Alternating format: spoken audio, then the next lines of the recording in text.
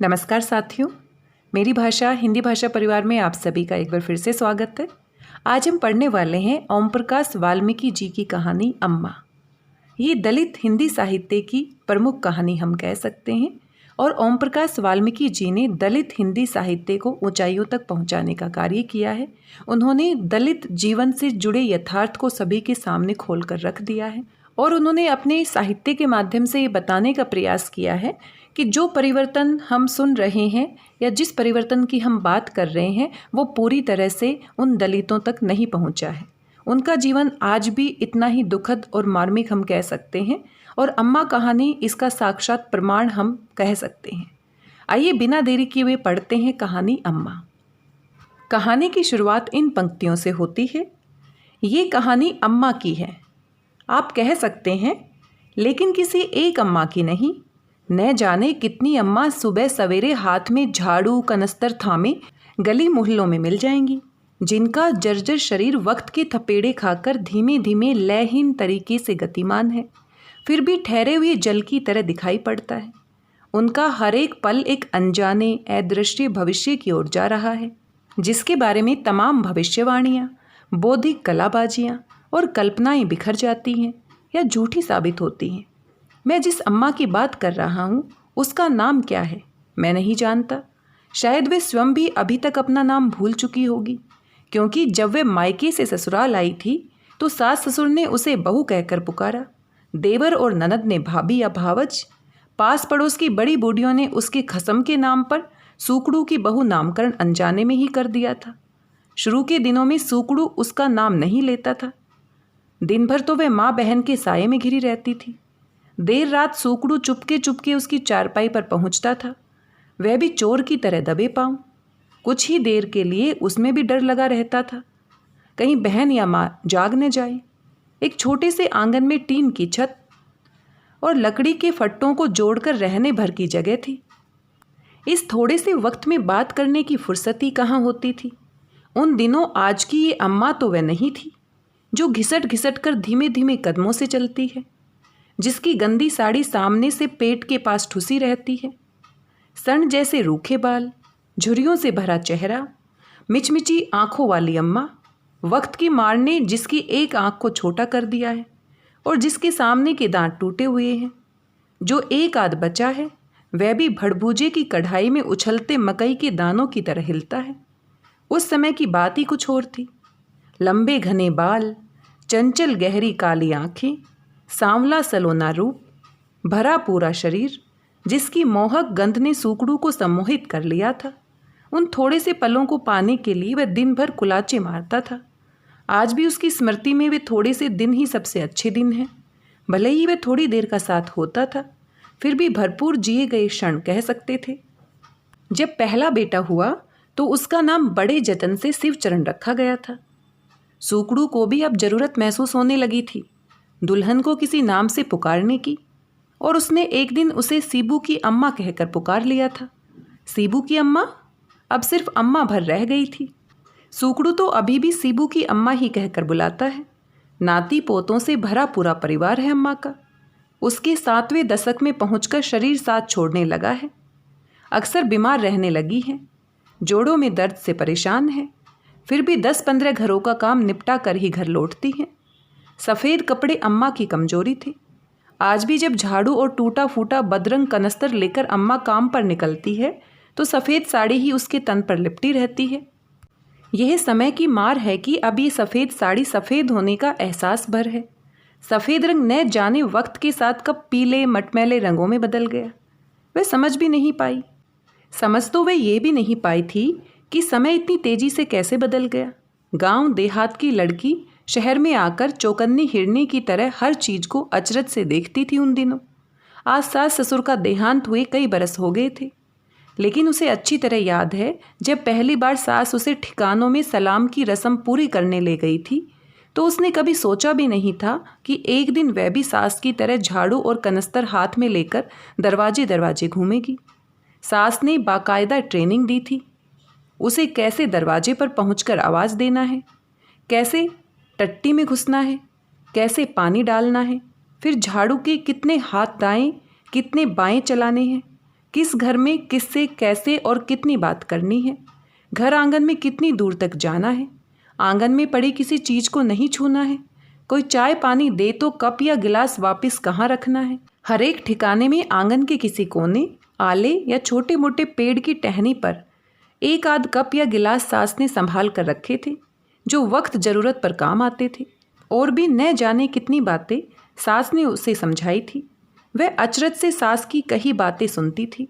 गांव के तौर तरीके अलग थे। गांव में तो हाजत फरागत के लिए औरत मर्द सब गांव के बाहर ही जाते थे।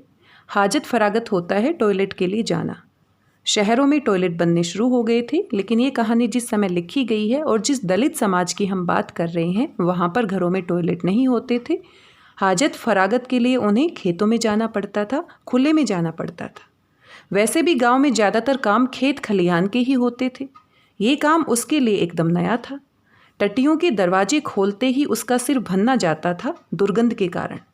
आप यहाँ पर देख सकते हैं, हमें इन्हें पढ़ने में ही कितनी तकलीफ़ हो रही है और उन लोगों को ऐसा जीवन जीना पड़ता था, मैला उठाना पड़ता था, कितनी जिल्लत भरी ज़िंदगी का सामना करना पड़ता था। अंग्रेज़ों की देखा देखी हिंदुस्तानियों ने भी घरों में पाखाने बना लिए थे। उसे ये सब अजीब लगता था। शुरू में सास उसे साथ लेकर ठिकानों में जाती थी। काम वह करती थी, सास पास खड़ी होकर हिदायतें देती थी। समय पंख लगाकर उड़ने लगा था। सास उसके काम से खुश थी, हर तरह से उसका ख्याल रखती थी, हर समय साये की तरह उसके साथ रहती थी। एक दिन अचानक सास की तबीयत बिगड़ गई। सास ने ऐसा बिस्तर पकड़ा कि फिर उठ नहीं पाई। घर बाहर के काम की सारी जिम्मेदारी शिबू की अम्मा के ऊपर ही आन पड़ी थी। शिवचरण के बाद बिसन और उसके बाद किरण, 3 बच्चों की माँ अब शिबू की अम्मा से अम्मा बन गई थी। ननद ससुराल जा चुकी थी। घर में रह गए थे कुल 10 प्राणी, सास ससुर, देवर देवरानी, उनकी एक लड़की, सूकड़ू और 3 बच्चे। ससुर दिन भर घर में पड़ा खांसता रहता था। देवर कहने को तो एक बैंड पार्टी में बाजा बजाता था, लेकिन शादी ब्याह के दिनों को छोड़कर बाकी समय खाली ही रहता था, घूमकर सारा दिन गुजार देता था। सूकड़ू नगर पालिका में सफाई कर्मचारी था। मामूली तनख्वाह थी। पूरे परिवार का भार सूकड़ू के कंधों पर था। ऊपर से सरदार प्रीतम सिंह का कर्जा, जिसका सूद हर महीने चुकाना पड़ता था। सास ने जो ट्रेनिंग उसे दी थी, उसके सहारे डूबते परिवार को भरोसा मिला था। 10 की जगह 15 ठिकानों का काम पकड़ लिया था अम्मा ने। 5 उसने बिरमदेई से खरीदे थे। किस्तों पर हर महीने थोड़े थोड़े पैसे देने का वादा कर लिया था उसने। अम्मा के पास सबसे ज़्यादा आमदनी का ठिकाना था चोपड़ा का। चोपड़ा के बड़े बाजार में कपड़े की दुकान थी। अच्छी खासी आमदनी थी। चोपड़ा सुबह घर से निकलता तो रात के 10 बजे ही घर लौटता था। बच्चे भी स्कूल चले जाते थे। मिसेज चोपड़ा दिन भर घर में अकेले रहती थी। अम्मा अक्सर मिसेज चोपड़ा के घर में एक आदमी को देखती थी। शुरू में वह यही समझती रही कि घर परिवार का कोई होगा, लेकिन भेद जल्दी ही खुल गया। एक दिन दोनों को जिस स्थिति में देखा, अम्मा का दिल धक से रह गया। मिसेज चोपड़ा उसे भोली और अच्छी लगती थी। उस दिन जो कुछ देखा, उसके बाद से उसके प्रति अम्मा के मन में एक अजीब सी नफरत पनपने लगी थी। मिसेज चोपड़ा ने उसकी तनख्वाह में 5 रुपये बढ़ा दिए थे उस दिन के बाद से। बाकी ठिकानों से उसे सिर्फ 5-5 रुपये ही मिलते थे। मिसेज चोपड़ा 10 रुपये देने लगी थी। मिसेज चोपड़ा खुश मिजाज थी, खूब बातें करती थी, दुनिया जहान की बातें। अम्मा मुंह बाएं सुनती रहती थी। जिस रोज मिसेज चोपड़ा अकेली होती थी, अम्मा को चाय पीने के लिए रोक लेती थी। आंगन में खड़े अमरूद के पेड़ पर अम्मा का एक कप रखा रहता था। चाय पीते पीते अम्मा सोचती कि चोपड़ा बहन जी इतनी अच्छी है, फिर भी एक पराये मर्द के साथ।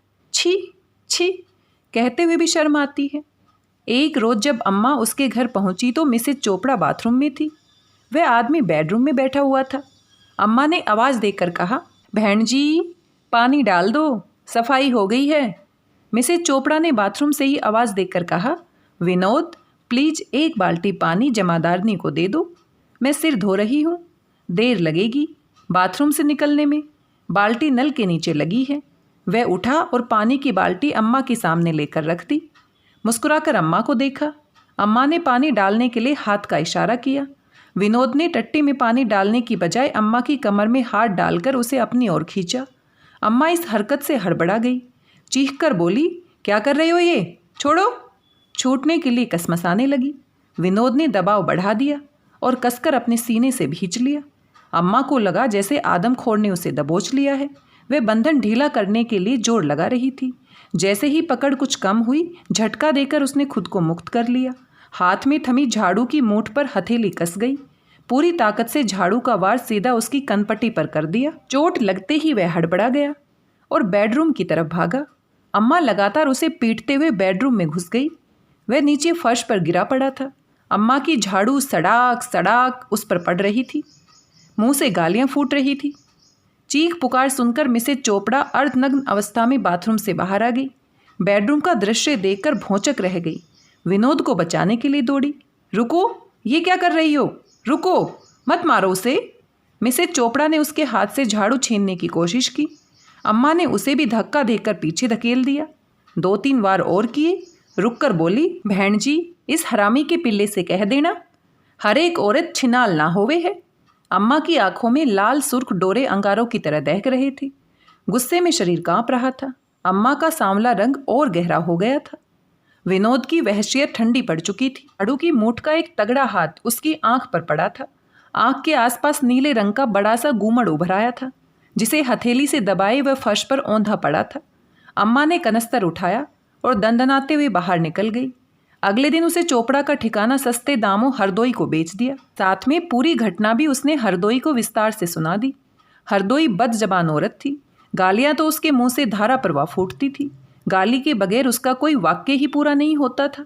पूरा किस्सा सुनकर अम्मा से बोली, तू तो मूर्ख है नासपीटी। अपनी माँ के सार को टट्टी में घसीट लेती। पहले उतरवाती उसके कपड़े कि आ तुझे करवा दूं मसूरी की सैर, फिर करवाती उससे भिगनी का नाच। झाड़ू से पीट पीट कर साले कुत्ते को सड़क पे ले आती। जुलूस लिकट जाता। चोटे का जीभ गणपति का हिलाता। सड़क पे दौड़ता। भूल जाता सारा इश्क और वह चोपड़ी। ऐसी लुगाइयों का इलाज मैं जानू हूँ। ये ले थाम लोट। इब कल से चोपड़ी मेरी। साली 2-2 बच्चों की माँ होके इश्क करे है। आप यहाँ पर भाषा को देख सकते हैं। ये स्थानीय भाषा है और इसी तरीके से वाल्मीकि जी ने यहाँ इस कहानी में लिखा हुआ है। हमें बोलने में ही काफ़ी तकलीफ़ हो रही है किस तरह की भाषा का प्रयोग किया गया है, लेकिन ये उनकी आम जीवन की भाषा है। गाली गलौज करना, क्योंकि वो ज़्यादा पढ़े लिखे तो है नहीं, आसपास की जो भाषा है वो स्थानीय तरीके से ही वो बोलते हैं। अम्मा ने 20 रुपये में चोपड़ा का ठिकाना बेचकर राहत की सांस ली। चोपड़ी को 20 रुपये में बेच देने की खबर जब अम्मा की सास को मिली तो घर में कोहराम मच गया। सास ने चीख चीख कर पूरा मोहल्ला सिर पर उठा लिया। अरे नास पीटी, करम जली, मेरे मरने के बाद ही कर लेती। इस चोपड़ी के बहुत एहसान है हमारे ऊपर। बखत कुबखत जब भी ज़रूरत पड़े थी मदद करी है उनने। इब्ते नहीं बरसोते में वहाँ जाती थी। वो खानदानी लोग हैं, महारे जैसे तो उनकी जेब में पड़े हैं। और तू लाट साहबनी इतनी बड़ी हो गई कि उसे ही बेच के आ गई, वो भी उस हरामजादी हरदोई को। मैं अच्छी तरह पिछाड़ूं उसे। उनने ही कोई पट्टी पढ़ाई होगी तन्ने। वो तो बहुत दिनों से उस ठिकाने को कब जाने की फिराक में थी। अरे एक बार मन ने तो पूछ लिया होता। सास ने रो रो कर जी हकलान कर लिया था। अम्मा चुप्पी सादे सास का रोना कल्पना सुनती रही, लेकिन चोपड़ी के घर हुए हादसे की कोई चर्चा न की। 2-4 दिन रो धोकर सास तो चुप हो गई, लेकिन एक दिन सुकड़ू ने भी चर्चा छेड़ दी। उस रोज नगर पालिका में तनख्वाह बटी थी। सुकड़ू बहुत दिन बाद देसी दारू का पौवा चढ़ा कर आया था। तनख्वाह अम्मा के हाथ पर रखते हुए बोला, ये ले रुपए, पर एक बात है, कान खोल के सुन ले सीबू की अम्मा, तूने यो अच्छा नहीं करा, माँ का जी दुखाया। ये ठिकाने माँ ने कितने जोड़ तोड़ करके घेरे थे। घर का सारा टीम टब्बर इन्हीं ते चला करे था। बापू तो कुछ करे ना था। माँ ने बहुत बुरा टेम निभाया इन ठिकानों के भरोसे। रोटी पानी कपड़ा लत्ता सब कुछ आवे था। बहान का जब ब्याह हुआ था तो इस चोपड़ी ने बड़ी मदद करी थी। उसे को तू बेच के आ गई। तूने अच्छा नहीं किया सीबू की अम्मा। जा माँ से माफ़ी मांग ले और 20 रुपये दे के हरदोई से चोपड़ी जैसे बीरबानी ढूंढे से भी ना मिलेगी। जितनी सूरत से खूबसूरत वैसी ही सीरत से भली। सीबू की अम्मा को चुप देखकर सुकड़ू ने जोर से कहा, तो चुपचाप धो माई बन के बैठी है, मेरी बात सुन नहीं रही है। अम्मा खामोशी से सुकड़ू का वार्तालाप सुन रही थी। उसके मन में अजीब सा शोर उठ रहा था जिसे वह अनसुना नहीं कर पा रही थी। वह नहीं चाहती उस हादसे के कारण घर में कलेश हो। अनेकों बार उसने अपने भीतर उठते शोर को सुना, लेकिन हमेशा खामोश रही। अब तो भीतर न जाने कितने जख्म भर गए थे। पुरानी यादों को जब अम्मा कुरेदने बैठती है तो उसका रोम रोम कांप उठता है। अपनी यादों की ही तरह उसके मन की तमाम इच्छाओं को भी मायके के साथ आए मटमैले टीन के ट्रंक में बंद कर दिया था उसने। बस बच्चों की परवरिश में लगी रही, बिना किसी शिकवे शिकायत के। शिवचरण को उसने मोहल्ले में स्कूल में ही डाल दिया था। उसके 1 साल बाद बिसन को और फिर किरण को स्कूल भेजने लगी थी। बनिए बामनों की नकल पर उसने बेटी का नाम किरण लता रखा था। घर में सभी उसे किरण कहते थे, लेकिन अम्मा हमेशा किरण लता कहकर बुलाती थी। जैसे जैसे बच्चे बड़े हो रहे थे उनके खर्च भी बढ़ रहे थे। घर तो वैसे ही खींच तान कर चलता था, ऊपर से उनकी किताबें कॉपियों का और खर्च बढ़ गया था। शिवचरण हर दूसरे तीसरे दिन कोई न कोई फरमाइश ले आता था। बिसन अपने चाचा पर गया था, वैसा ही नैन नक्श, वैसी ही आदतें। दिन भर फिल्मी गाने और शीशे के सामने खड़े होकर बनना संवरना। कभी ढोलक लेकर बैठ जाता, कभी हारमोनियम। अम्मा जब भी उसे गाना गाते या हारमोनियम बजाते देखती तो उसका खून खोल उठता। मैं कितनी दफ़े तने समझा के हार गई। तन्ने नचनिया नहीं बनना है। अपने चाचा की तरिया सड़कों पे बैंड बाजों वालों की गैले पे करता घूमेगा। उसकी हालत देखी है, फेफड़ों में जान ना है उसके, सांस घोंकनी की तरिया चले है। और तू उसकी लाइन पे चल रहा है। पढ़ लिख के आदमी बन जा, किसी दफ्तर में क्लार्क नहीं तो चपरासी ही लग जावेगा। इस गंदगी से तो दूर जागा, जहाने टेक की रोटी ढंग से मिले है। सरदार प्रीतम सिंह आके पहले खड़ा हो जावे। घर बाहर कहीं भी 2 घड़ी का चैन ना है। रोज रोज की किटकिट, बस यूँ ही जिंदगानी है कि कोई धोरे भी न बैठावे, जैसे छूत की बीमारी लग जावेगी। अम्मा का गला भर्रा आया था। शिवचरण किताबों का बस्ता खोल के बैठ गया था। किरणलता अम्मा के लिए चाय बनाने लगी थी। बिसन ने इधर उधर देखा, कहीं कोई सहारा न था जो अम्मा के गुस्से से बचा जा सके। चुपचाप जाकर वह भी पढ़ने बैठ गया।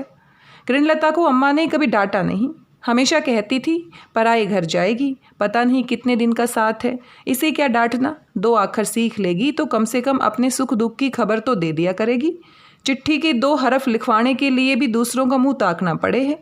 और बेटी तो हमेशा लक्ष्मी होवे है। अम्मा ने बच्चों को हमेशा झाड़ू के काम से दूर रखा, यहाँ तक कि हारी बीमारी में भी बच्चों को ठिकानों पर नहीं भेजा। ये अम्मा की ही जिद थी।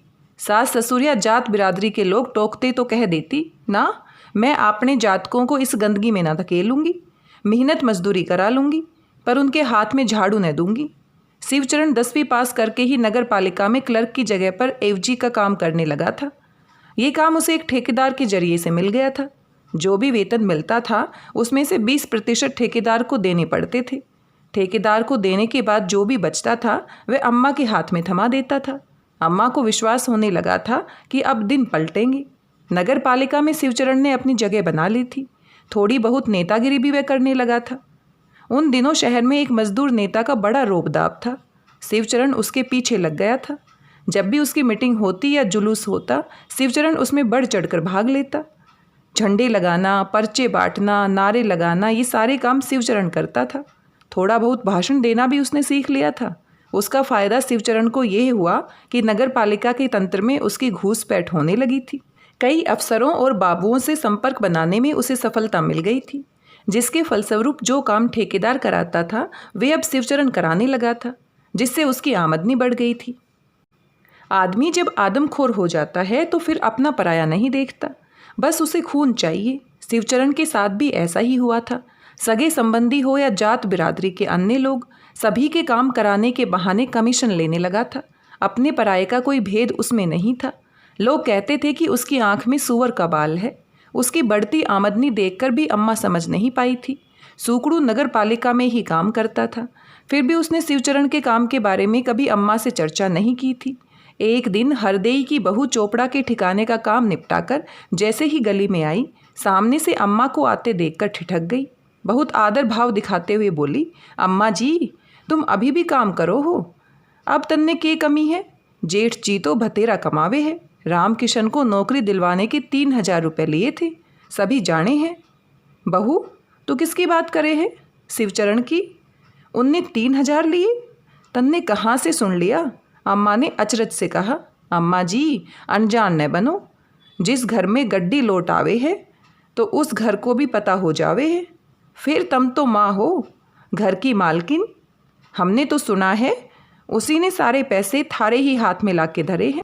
इब तो वही कहावत हो गई, दुनिया को लुट्टो भी और भले भी बने रहो। हरदेई की बहू चिंगारी लगाकर आगे बढ़ गई। अम्मा का चेहरा फक पड़ गया था। उस वक्त वे कुछ बोल नहीं पाई थी। शाम को शिवचरण के आते ही अम्मा ने साफ साफ कह दिया था, सीबू, आजकल तू जो करे है ठीक न है। जो मन ने पता होता कि तू इस तरिया का पैसा कमावे है तो मैं तेरे पैसे को हाथ भी ना लगाती। तन्ने पढ़ा लिखा दिया, तेरी शादी कर दी, मेरा काम खत्म। अच्छा इंसान न बना सकी, यो मेरा कसूर। कल से तू अपना चौका चूल्हा अलग कर ले। मैंने ना खाने इस कमाई की रोटी। अलग रह के चाहे किसी ने लूट या मार, मेरे से कोई मतलब नहीं। शिवचरण मुंह बाएं अम्मा की बात सुन रहा था। उसकी समझ में नहीं आ रहा था कि अम्मा क्या कह रही है। अचानक अम्मा को क्या हो गया है। उसने पूछ ही लिया, अम्मा बात क्या है? मैं कोई चोरी करके पैसा लाता हूँ? वह ठेकेदार इतने सालों से यही काम कर रहा था। इतनी बड़ी कोठी उसने बना ली है। मैं करने लगा तो इसमें बुराई क्या है? मैं मेहनत करता हूँ तो लोग खुशी से देते हैं। मैं किसी की नाजायज़ दबा कर तो कुछ नहीं लेता। बुराई की बात करे है सिबू, बुराई तो किसी का गला काटने में भी ना है। बुराई तो डाका डालने में भी ना है, सूद पे रुपया चलाने में भी ना है। पर बेटे, करके उसका भी तो सोच, जो अपने जातकों के मुंह का कोर छीन के अपनी मेहनत की कमाई तेरे हाथ में धर देवे हैं। ना बेटे ना, कभी सोचा है उनकी दुर्दशा पे? कैसे जीवे हैं वे लोग? अम्मा का गला भर आया था। अम्मा, दुर्दशा तो ये लोग अपने आप करे हैं। 2 पैसे घर ले जाने के बजाय दारू पीवे हैं, सट्टा खेले हैं। शिवचरण ने तर्क दिया। ठीक कहता है बेटे, जो तेने स्कूल ना भेजा होता तो तू भी उनकी तरिया होता। रही दारू की बात, दारू तो तू भी पीवे है। आज तन्ने मुफ्त की मिले तो पीवे, कल जिब ना मिलेगी तो खरीद के पीवेगा। जिब लत पड़ जाना, फिर ना दिखे कि बच्चे भूखे हैं या बीमार पड़े हैं। तेरी समझ में जो आवे तू कर, मैंने ना चाहिए तेरी ये कमाई। कहते हुए अम्मा उठकर घर के काम में लग गई। उसे लगातार ये दर्द सता रहा था कि उसकी कोख में एक आदमखोर ने जन्म ले लिया है जो अपनों को ही खा रहा है। बिसन की नौकरी कुछ देर के लिए लगी थी। इंटर पास कर लिया था उसने। नौकरी के लिए कहाँ कहाँ नहीं भटक रहा था वह। कभी कंडक्टरी की तो कभी सिनेमा घर में टिकट बेचे, कभी ठेकेदार के साथ सुपरवाइजरी की। काफ़ी थक हार कर एक दफ्तर में क्लर्क हो गया था। वेतन कम था, फिर भी तसल्ली थी। उस रोज़ अम्मा को लगा था कि उसकी मेहनत सफल हो गई है। बिसन की नौकरी लगते ही उसने किरण और बिसन दोनों ही के हाथ पीले कर दिए थे। दोनों शादियों में सरदार प्रीतम सिंह से और कर्ज लेना पड़ा था। किरण का दुल्हा फौज में था, ज़्यादा पढ़ा लिखा तो नहीं था, फिर भी शक्ल सूरत से ठीक था। बिसन की दुल्हन 8वीं पास थी। आज जहाँ अम्मा खड़ी है वहाँ से जब मुड़कर देखती है तो पीछे सब धुंधला धुंधला दिखाई देता है। न जाने कितने उतार चढ़ाव देख चुकी है अम्मा। बिसन के लड़के मुकेश ने उसके सीने में जो फफोला दिया है वह शायद सबसे गहरा है, जिसने अम्मा को सदमा पहुँचाया है। मुकेश ने MA कर लिया था, लेकिन नौकरी का कहीं दूर दूर तक अता पता नहीं था। काफ़ी भाग दौड़ जोड़ तोड़ के बाद भी नौकरी नहीं मिली थी। मुकेश को लेकर घर में हमेशा तनाव बना रहता था, जिसके कारण वह कई कई दिनों तक घर में ही नहीं आता था। बिसन की परेशानी बढ़ने लगी थी। खोजबीन करने पर पता चला वह एक स्कूल टीचर के घर पड़ा रहता है। स्कूल टीचर अपने 2 छोटे छोटे बच्चों के साथ पति से अलग रहती थी। देखने में आकर्षक और जवान थी। मुकेश से कहीं मुलाकात हुई होगी, वही मुलाकात घनिष्ठता में बदल गई थी। एक ऐसा रिश्ता दोनों के बीच बन गया था जिसे वे कोई नाम नहीं दे पा रहे थे। रोज रोज के तनाव से भागकर वह टीचर के पास पहुंच जाता था, सुकून ढूंढने। शुरू में मुकेश के आकर्षक व्यक्तित्व ने टीचर को खींचा था। अकेलेपन से ऊबकर वह मुकेश के बाहुपाश में सिमट गई थी। कुछ ही मुलाकातों के बाद ये आकर्षण जरूरत में बदल गया था। 2 बच्चों को दिन भर संभालने के लिए कोई तो घर में होना ही चाहिए। टीचर सुबह 8 बजे स्कूल चली जाती थी और मुकेश दिन भर बच्चों को संभालता था। रात में वह 10:30 बजे से पहले घर नहीं लौटता था। एक दिन जब वह रात में देर से लौटा तो बिसन ने मुकेश को डांट कर पूछा, आजकल इतनी देर कहाँ रहते हो? सुबह मुंह अंधेरे घर से निकलते हो और रात में लौटते हो। मुकेश ने टालने का प्रयास किया, लेकिन जब बिसन ने सख्ती दिखाई तो मुकेश के तमाम बहाने लड़खड़ाने लगे। बिसन को उसके और टीचर के बीच चल रहे रिश्तों की भनक पहले ही लग चुकी थी। बिसन ने गुर्राकर तीखी आवाज में कहा, ये स्कूल टीचर का क्या चक्कर है? स्कूल टीचर का नाम सुनते ही मुकेश सकपका गया। बिसन की आवाज़ सुनकर अम्मा भी आ गई थी। मुकेश सिर नीचे किए चुपचाप खड़ा था। बिसन के किसी सवाल का उत्तर उसने नहीं दिया था। बिसन का पारा चढ़ गया। गुस्से से चीख कर बोला, कुछ लाज शर्म हो तो इसी वक्त निकल जाए यहाँ से। तड़तड़ करके 2-3 थप्पड़ मुकेश को जड़ दिए। अम्मा बीच बचाव करके मुकेश को अलग ले आई। बिशन अभी भी चिल्ला रहा था। अम्मा ने मुकेश को अपने पास बैठाकर पूछताछ की। अम्मा के सामने उसने सब कुछ उगल दिया। अम्मा को लगा सामने उसका पोता नहीं, मिसेज चोपड़ा के बेडरूम में विनोद बैठा है। उसकी आंखों में अजीब सी वितृष्णा भर गई। वे कुछ नहीं बोली, गहरी सांस ली और लेट गई। मुकेश कब उठकर गया पता ही नहीं चला। सुबह शिवचरण की बहू ने आकर कहा, अम्मा जी मुकेश का ब्याह कर दो, सुबह का भूला घर लौट आवेगा। अम्मा ने लंबी सांस लेते हुए कहा, ना बहू, किसी निर्दोष बच्ची को इस सांड के गले में ना बांधूंगी। जब आदमी को बासी गोश्त का चस्का लग जावे है तो ताजी गोश्त को हाथ भी न लगावे। मैं जीते जी किसी गरीब की बेटी को जानबूझ के गड्ढे में ना धकेलूंगी। अम्मा ने लंबे लंबे सांस लिए, जैसे पीड़ा से उबरने का प्रयास कर रही हो। सुबह की रोशनी छत पर उतर आई थी। अम्मा ने झाड़ू और कनस्तर उठाया और ठिकानों की तरफ चल दी। उस रोज वे शाम तक घर नहीं लौटी, दिन भर बाहर ही रही। मुकेश के चले जाने से उसे गहरा सदमा लगा था। शाम को जब लौटी तो शरीर थककर चूर हो गया था, सांस उखड़ी हुई थी। उसकी हालत देखकर सभी घबरा गए। बिशन ने उसे चारपाई पर लिटाए हुए पूछा, अम्मा सुबह से कहाँ थी? सब जगह ढूंढ लिया, यहाँ सब परेशान थे। अम्मा ने कोई उत्तर नहीं दिया। उसे चुप देखकर बिशन ने कहा, अम्मा ये ठिकानों का काम छोड़ो, अब अपने शरीर के बारे में भी तो सोचो। अब इतनी ताकत कहाँ है इसमें? और वैसे भी अब आपको इसकी तकलीफ उठाने की ज़रूरत क्या है? घर तो चल रहा है। अच्छा नहीं लगता अम्मा, आप गंदगी ढोने जाती हैं, लोग देखते हैं तो शर्म आती है। बेटे बिशन, तन्ने और तेरे जात को नहीं शर्म आवे, इसीलिए तो पढ़ाया लिखाया, थारे सबके हाथ से झाड़ू टोकरा छुड़ाया। मेरे बाद इस घर की कोई बेटी बहू ठिकानों में नहीं गई, सिर्फ इसलिए कि तुम लोग इज्जत से जीना सीखो। ऐसा कोई काम ना करो जिससे सिर नीचा हो। कहीं कोई कमी रह गई है बेटे? जो तेरा मुकेश जूठन पर मुंह मारने गया, वह भी नौकर की तरह, उसके बच्चों को संभालने, इज्जत से ब्याह के ले आता। भले ही 2 जातकों की माँ है, मेरा दिल खुश हो जाता, अपनी बहू बना के रखती, पर यो तो ठीक ना है। अच्छा नहीं करा उनने। अम्मा का गला भर्रा गया, वह रोने लगी। अब आंसू रुके तो फिर बोली, तेरे बापू रिटायर हुए तो जो पैसे मिले थे उनसे सरदार का कर्जा उतार दिया। इब तो जिंदगानी थारे ही भरोसे है। जब किरणलता अपने जातकों को लेके आवे है तो उसके खाली हाथ पे कुछ रखने के लिए मेरे पास कुछ होना चाहिए। कब तक तेरे से मांगूंगी? ना बेटे, उस सुख की खातिर मुझे काम करना पड़ रहा है तो आखिरी सांस तक करूंगी, पर किसी के आश्रित ना रहूंगी। अम्मा की आंखों में गहरे पानी की झील उगाई थी, जिसमें छोटी छोटी लहरें उठ रही थी, जैसे तमाम जख्म फिर से हरे हो गए हों। अम्मा का टूटा फूटा कनस्तर और झाड़ू दीवार के सहारे टिके मुंह चिढ़ा रहे थे। और इन्हीं पंक्तियों के साथ कहानी अम्मा समाप्त हो जाती है। आपने देखा एक दलित के जीवन में कितनी समस्याएं आती हैं, लेकिन फिर भी उसका आत्मसम्मान होता है, उसका स्वाभिमान होता है, और जो लोग इसको बरकरार रखते हैं वो जीवन में कभी भी हारते नहीं हैं। चाहे दूसरों की नज़रों में उनका इतना सम्मान ना हो, लेकिन वो अपने ही जीवन में, अपनी ही नज़रों में हमेशा सर उठाकर जीते हैं, जैसा कि अम्मा ने किया। अम्मा ने अपने बच्चों के लिए इतना कुछ किया ताकि वो वैसा जीवन ना जी सके जैसा जीवन वो और उसकी पहले की पीढ़ी जी रही थी।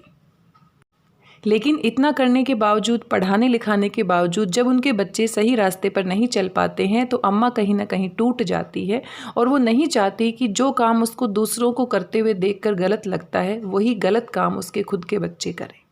और अंतिम समय तक वो अपना कनस्तर और झाड़ू लिए रहती है, उसी के सारे अपने जीवन की गाड़ी आगे बढ़ाती है, अपने बच्चों से भी मदद लेने को तैयार नहीं होती। आपको अम्मा कहानी कैसी लगी? अपने विचार हमारे साथ ज़रूर साझा कीजिए। मिलते हैं किसी नए वीडियो में किसी नई कहानी के साथ। तब तक स्वस्थ रहिए, व्यस्त रहिए, मस्त रहिए और कुछ ना कुछ पढ़ते रहिए। धन्यवाद, बहुत बहुत धन्यवाद।